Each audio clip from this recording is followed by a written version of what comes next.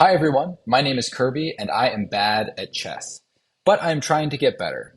So I've played another game on leechess.org and I would like to analyze it for you because the idea is to incentivize me playing longer games so I can upload them and also to analyze them with you here to incentivize me while analyzing them because all too often I play quicker time controls and I don't analyze, and although that is fun, it does not result in improvement. So let's get into the game here and see how we did. Spoiler alert: I did not do well. So I start off with e4, which that's the move I always play as white, and my opponent goes e6, which um, I really should know more about. It's a very common response to e4, but I do not have a repertoire against the French defense other than knowing that in these d5 structures, I don't like that. I don't like facing all the pressure the on the d5 pawn that arises in these normal French defense structures. It seems like they're very easy for black to. It's a very it's a very easy plan for black to sort of formulate. This pawn, the queen side, is always a problem. This pawn is always weak. This pawn is always under attack, and I just don't like playing this. And I know that I could like playing it if I just studied for a little bit and understood the structures, but I haven't done that. So maybe the takeaway from this video is just get a weapon against the French defense.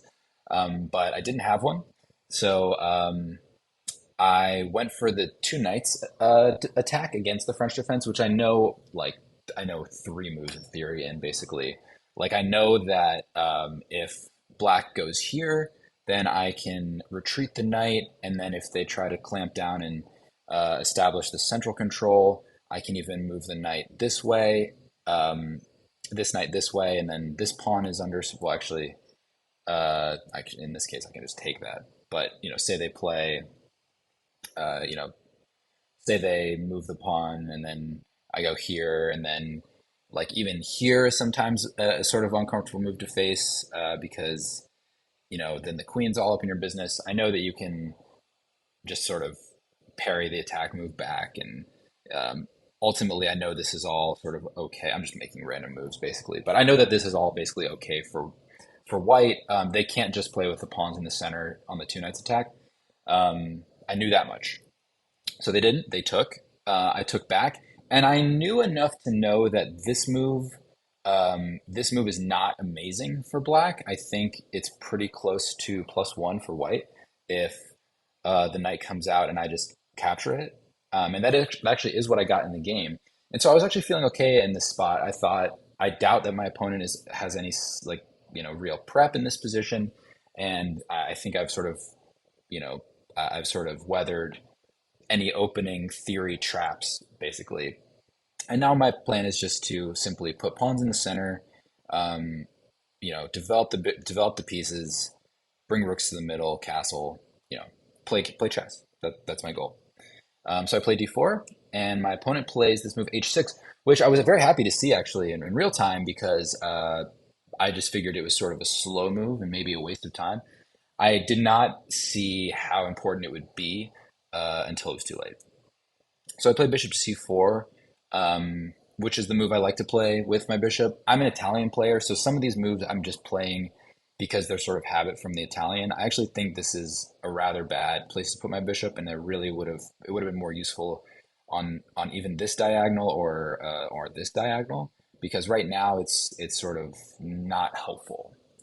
And I don't really see a great prospect for it becoming helpful because, by the time, even if, like, say, this pawn moves, uh, we're going to be castled, and this is going to be defended twice. And I don't know.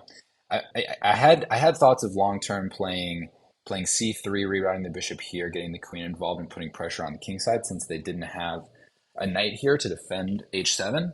But who's going to fall? I'm playing a 1900, right? I'm playing a 1900 on Lichess. Who's going to fall for the mate in one threat here? So probably short-sighted by me. They play bishop to d3 or d6, which I think is a very useful and good move, and instructive in maybe what I should have done, because they put real sustained pressure on my king side with this move, and they help control some of the center. And I did neither with my bishop move. So I castle, they castle, And my goal is to just maybe my goal is to put a rook in the middle and then maybe even move my knight here, which is what I did. But first they played knight to c6, which stops my idea of knight to the center because they just simply win a pawn, and this is a terrible position. So so that got me thinking. Okay, there's some pressure on this pawn. This pawn isn't attacked, but I can maybe facilitate my plan of rerouting my bishop by playing c3, and also sort of head off this threat of knight here by playing c3, because then I could even have the idea of rerouting my bishop this way. But what I maybe should have done in retrospect in this position is just get this bishop out, because I ran into some issues with the back rank, as we'll see. And so yeah, so I played c3, and I was thinking if they go after the bishop, it'll be relatively easy to just even if they get some space on the queen side, I kind of want the bishop on c2 attacking here anyway. Now, if I wanted the bishop on this diagonal anyway, I should have just put it on this diagonal anyway, instead of spending, one, two, three, four moves to get it to this spot. But again, old Italian habits die hard, I think.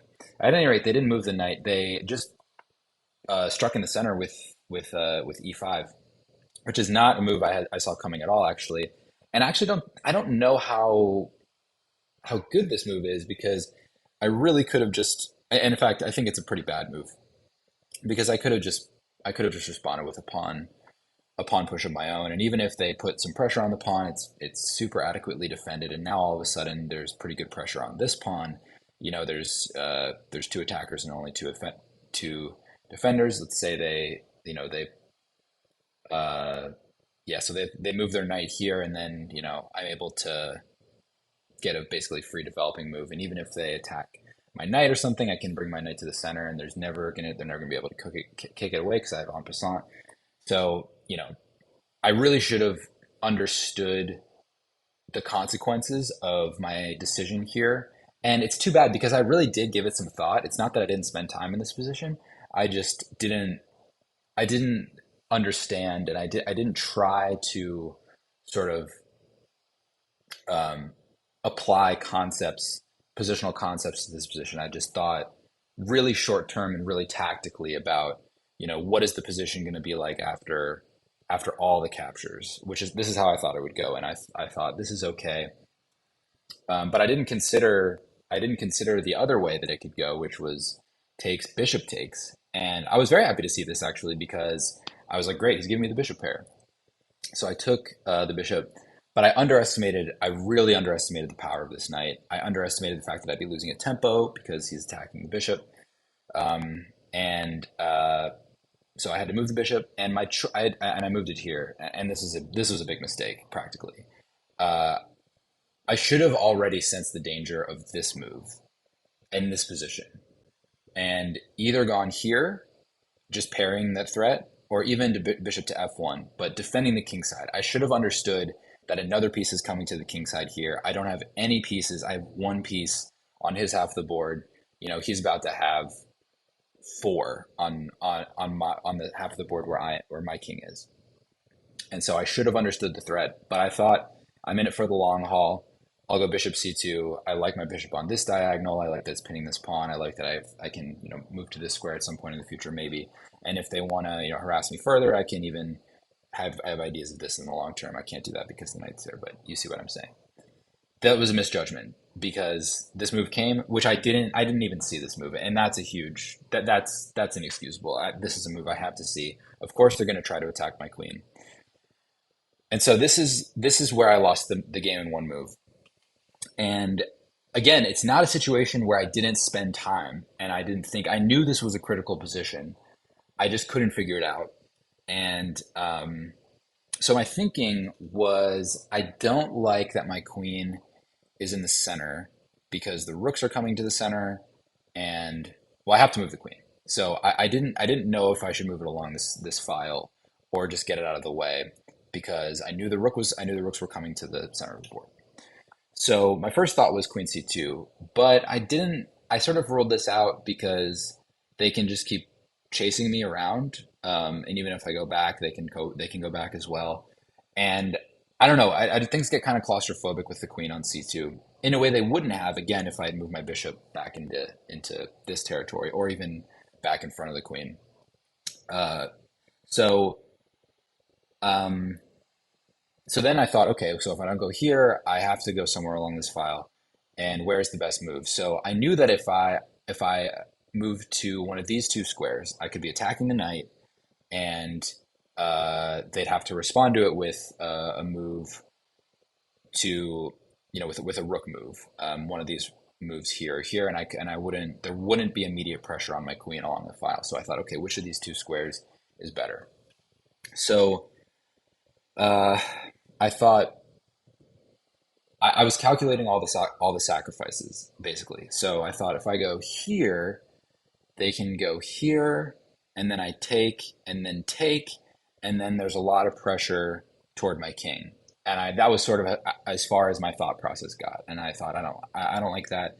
I thought sure maybe I can maybe like I can defend the diagonal this way with my bishop, and it's still defending the queen. But I didn't have to think about. I mean that was this was insane blindness because if we get to this position, I'm just completely winning. Like, okay, even if they take back, I just take the queen and I'm up at knight for a pawn. There's no, and it's not even. It gets worse because I just have my bishop here. I mean, this is hopeless. These pawns are doubled. They're down a bishop. It's the game's over. So this move would have stopped this knight idea, but and it's so funny because I was worried about this. I was worried. I saw that my king and queen were in a forkable square, and so I thought, what would be cool? A double attack. This square allows the queen to attack this pawn. It defends this diagonal, which I thought was going to be key because so say they go for it now, say they go for this. I thought, great, I'm defending this diagonal, which is insane because I'm not, because the queen defends his bishop, so if I take it, I just lose the queen. So anyway, just all kinds of misjudgments, and these were real thoughts that went through my head, and it took me a while to try to reason this out. And I thought I had. I think I still arrived at my conclusion too hastily. I sort of thought a long time about this move, not as much time about this move. Didn't blunder check for it, and thought, okay, this looks fine. So I played the move I shouldn't have played, uh, which was queen d5. And now I think there's all kinds of problems. First of all, there's just this sick move. If I take, I'd have to give up the queen to stop getting forked. And say I go here, then they can go here. And then if I go here, then my king's all out in the open, and this queen is a menace. They can check me on either of these files, and this is. I didn't like the idea of um, even I didn't like the idea of wait, there was one other candidate move that I saw here, and that was f3. But I didn't like the idea of this sacrifice because they have um, they have two pawns and two pieces or they have a rook and two pawns for two pieces, and my king's wide open. I just didn't, with the rooks still in the game. I know I have the bishop pair, but there's three connected pass pawns coming down the board. I didn't see practically whether I could hold this. I don't know what the computer says, but I didn't like it. Um, in fact, let's look at what the computer says about f3 as my cat gets fed. Um, yeah, so I was right. I was right. I evaluated that correctly. But like as you can see, the computer says I'm +1 in this position almost. If I just play queen to d4, which is again a move I considered. So chess is a cruel game. I went one square too far, and now it's a game losing blunder. So they do defend the knight, um, and but now I'm like thinking, okay, well, can I grab the pawn? I tried to double attack, um, but I thought I still don't like if I do that. I don't like these positions because I'm just losing. I mean, this is checkmate. basically. Yeah, it's gonna be mate in a few moves. Um, so I thought, okay, I have to defend my rook.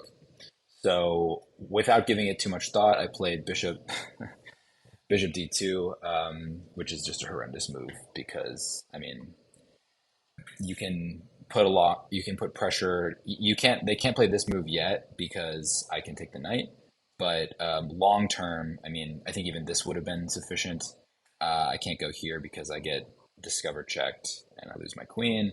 Um, I can't. I mean, if I try to get out of dodge with a move like this, then I think even the same idea, you know, might work with ideas of playing the queen here and checkmating me along the light squares. I mean, this is just hopeless, right? Like I don't have there's way too many. All his pieces are on the king side, menacing my king, and all my pieces are out to lunch. So, um, yeah, I mean, the rest of the game was pretty much. So my credit to my opponent, he spent I think 5 minutes calculating the sacrifice, calculated it correctly. This is the best move. I had no choice but to take. That's my best move. And then from here, I think this move sort of still holds on. Or no, is that what I played? Yeah, no, it doesn't hold on. What's the move? I think it's this move that holds on. Let's see what the computer says real quick. Um, yeah, this move still holds on because after this check, I can give up my bishop, and if they take with the queen, I can trade queens, and then I'm in a worse endgame. These this bishop is way better than mine. My king has no breathing room. There's a 3-on-2. Like, I'm definitely way worse here. Um, this wow, c6 would have been a sick move to find here. Anyway, I digress. That this move still holds on. The move I played just gets checkmated, and that was queen back, trying to trade queens, but I completely overlooked this check, and I can't even block here. And the same idea doesn't work here because the queen just takes the bishop. There's no queen guarding it, and so I'm just giving away all my pieces until I get checkmated. No, not that move, but this move. So actually, in when they played um, queen to queen g6 check, I just resigned because I saw the mate. And yeah, a humbling game for sure. Definitely incentivizes me to look into the French defense. I hope to be able to report to you the next time that I face it in this series that I have looked into it. If I don't, hold my feet to the fire. And I hope you learned something from this game. 17 moves, demolish, absolute demolition. Again, credit to my opponent. Still have a lot to learn. But that's what we're here. That's what we're here to do. So thanks so much for watching, and until next time.